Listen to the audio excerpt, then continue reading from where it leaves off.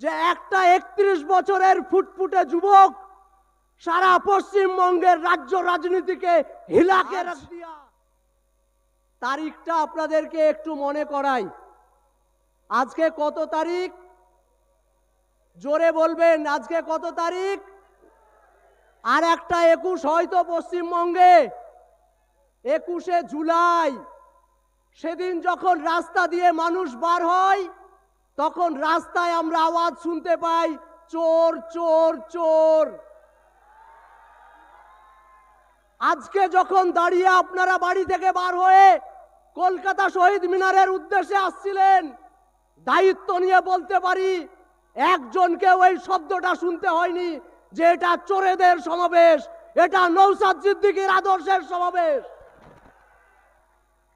কাল ছিলাম জেপিসির মিটিংয়ে, জয়েন্ট পার্লামেন্টারি কমিটির মিটিংয়ে।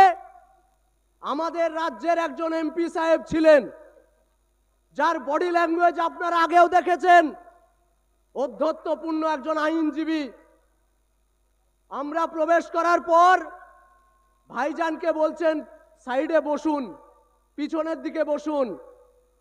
ভাইজান উত্তরটা কি দিয়েছিলেন জানেন? পিছনে বসার জন্য নওশাদ সিদ্দিকী আসেনি, পিছনে বসতে জানে না নওশাদ সিদ্দিকী।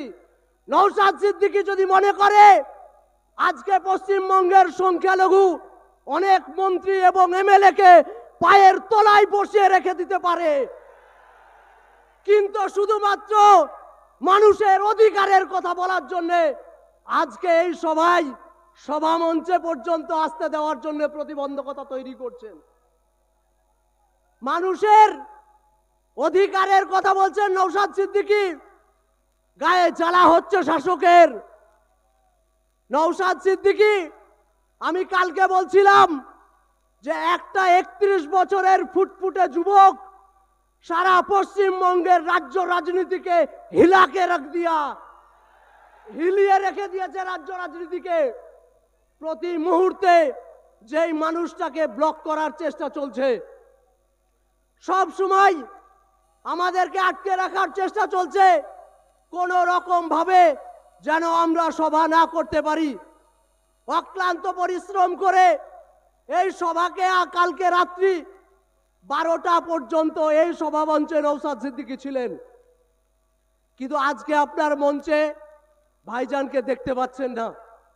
আমি মনে করি ভাইজান আমাদের মনে আছে, ভাইজান আমাদের হৃদয়ে বাস করে। এখানে প্রতিটা মানুষ এক একটা নওশাদ সিদ্দিকী। কালকে বাংলার প্রান্তরে প্রান্তরে নওশাদ সিদ্দিকীর আদর্শ প্রচার করার জন্য, নওশাদ সিদ্দিকীর রাজনৈতিক দৃষ্টিভঙ্গি প্রচার করার জন্য আমরা ছড়িয়ে পড়ব বাংলায়। এই সভা থেকে আমরা শপথ নিতে চাই, ভবিষ্যতে পশ্চিমবঙ্গের রাজনীতির যে দিশা দেখিয়েছেন নওশাদ সিদ্দিকী, তা প্রতিটা মানুষ আমরা আমাদের পাড়া স্তর থেকে শুরু করে, বুথ স্তর থেকে শুরু করে অঞ্চল, ব্লক স্তর, বিধানসভা স্তর এবং সর্বোপরি লোকসভা স্তর, জেলা স্তর পর্যন্ত পৌঁছে দেওয়ার দায়িত্ব আমাদের।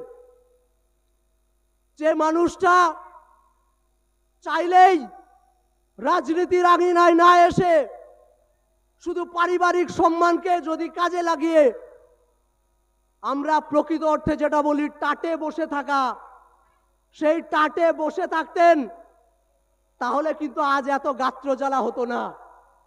কিন্তু আজ যখন তিনি বলছেন সংখ্যালঘু ওবিসি সার্টিফিকেট কেন বাতিল হলো, গায়ে জ্বালা হচ্ছে শাসকের। কারণ শাসক তো চাকরি দিতে চায় না, শাসক বসিয়ে রাখতে চায় ধর্মতলার মোড়ে। আমি নিজে আজকে দাঁড়িয়ে এখান থেকে বলছি 200 মিটার দূরত্বে আমি বসে থেকেছি 500 দিন। কতদিন বললাম? 500 দিন। তাই আপনারাও আজকে শপথ নিয়ে যান, প্রকৃত মানুষের অধিকার বজায় করতে, অধিকার আদায় করতে যদি 500 দিন জেল খাটতে হয়, মাহিউদ্দিন মাহি খাটবে। আপনারা আছেন তো আমাদের সঙ্গে? আছেন তো নওশাদ সিদ্দিকীর আদর্শের সঙ্গে? আজও পর্যন্ত দায়িত্ব নিয়ে কোথাও বলতে পারবেন? আজকে সুকান্ত মজুমদারকে দেখুন, সুকান্ত মজুমদার বলছেন বাড়ি বাড়ি অস্ত্র রাখুন। আজ পর্যন্ত নওশাদ সিদ্দিকীর মুখ থেকে এরকম শব্দ পেয়েছেন? কেউ দায়িত্ব নিয়ে বলতে পারবেন? মিডিয়া বন্ধুদেরকে চ্যালেঞ্জ করে বলছি, একটা বক্তব্য যদি নওশাদ সিদ্দিকী শোনাতে পারেন, নওশাদ সিদ্দিকীর দায়িত্ব নিয়ে বলেছেন পলিটিক্স ছেড়ে দেবো। আবেগের সঙ্গে কথাগুলো বলতে বাধ্য হচ্ছি। সেই মানুষটাকে পর্যন্ত প্রতি মুহূর্তে ব্লক করে রাখার, কিন্তু না, নওশাদ সিদ্দিকী আমাদের রক্তে, নওশাদ সিদ্দিকী আমাদের। আপনারা চাইলেও নওশাদ সিদ্দিকীকে ব্লক করতে পারবেন না, পারবেন না নওশাদ সিদ্দিকীকে রাখতে। নওশাদ সিদ্দিকী যেমন বিধানসভায় দাঁড়িয়ে ওবিসি সার্টিফিকেট সলিউশনের কথা বলছেন, যেখানে রাজ্য সরকার শুধুমাত্র ওবিসি সার্টিফিকেটের বলে কিছু মানুষ, মুসলিম, আদিবাসী, এসসি এসটি ভাই বোনেরা চাকরি পেত, আজকে SC ST fake certificate issue করা হচ্ছে। আপনারা জানেন 2024 সালে 22শে ফেব্রুয়ারি ওবিসি সার্টিফিকেট ক্যান্সেল করে দেয়। আজকে 450 পশ্চিমবঙ্গে ওবিসি সার্টিফিকেটের এনসিএল সার্টিফিকেট না পাওয়ার কারণে আমার ডাক্তার ভাই বোন বন্ধুরা আজ ডাক্তারি পড়ার সুযোগ পেল না। মমতা ব্যানার্জি বলছেন নবান্নে বসে কারো কোনো অসুবিধা হতে দেব না, আর উল্টো দিকে ইনস্ট্রাকশন দিচ্ছেন অ্যাডমিনিস্ট্রেটিভকে যে এনসিএল সার্টিফিকেট দেওয়া যাবে না। বুঝুন, মমতা বন্দ্যোপাধ্যায় যেটা করছেন, পিছন থেকে ছুরি মারা যেটা হয়, আরএসএস এর সঙ্গে হাত মিলিয়ে প্রতিদিন আমাদেরকে ছুরি মেরে চলেছে।